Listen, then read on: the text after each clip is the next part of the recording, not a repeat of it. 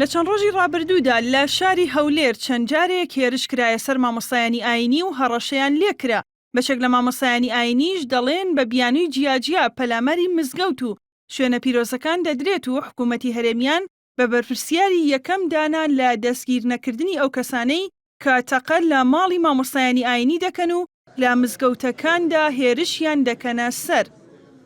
ئەیانەوێ مامۆستایانی ئاینی دەمکوت بکرێ بیان ترسێنن کە لە شوێن وتارەکانیانەوە خەڵک هۆشیار نەکرێتەوە، بەڵام ئێمە ئەگەر ئەم کارانە بەردەوام بن ئێمە هەڵوێستی ترمان ئەبێ و کاردانەوەی خۆشمان ئەبێت.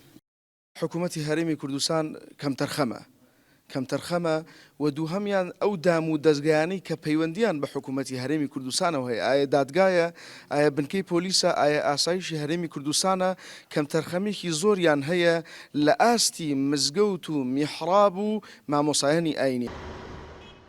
پۆلیسی هەولێر هۆکاری هێرشەکانی چەند ڕۆژی ڕابردووی شاری هەولێری بۆ کێشەی کۆمەڵایەتی گەڕاندەوە، بەڵام ئەو مامۆستا ئاینیانەی هێرش کراوەتە سەریان باس لەوە دەکەن کە ئەوان هیچ کێشەیەکیان لەگەڵ کەسان نەبووە، بەڵکو خۆیان کێشەی هاوڵاتیان چارەسەر دەکەن. دەشڵێن هۆکاری هێرشکردنە سەریان پەیوەندی بەوەوە هەیە کە لە وتارەکانیاندا پشتگیریان لە موچەخۆران و هاوڵاتیان کردووە و هێرشیان نەکردوێتە سەر هیچ لایەنێکی سیاسی.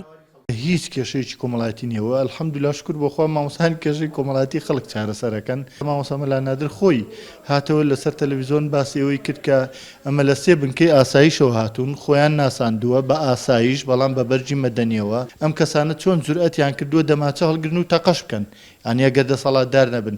لەبەرەوە شتانە هەر هەمووی شتانێکە کە دروستکراوە بۆ چاوپۆشیکردنە بۆ شاردنەوەیە.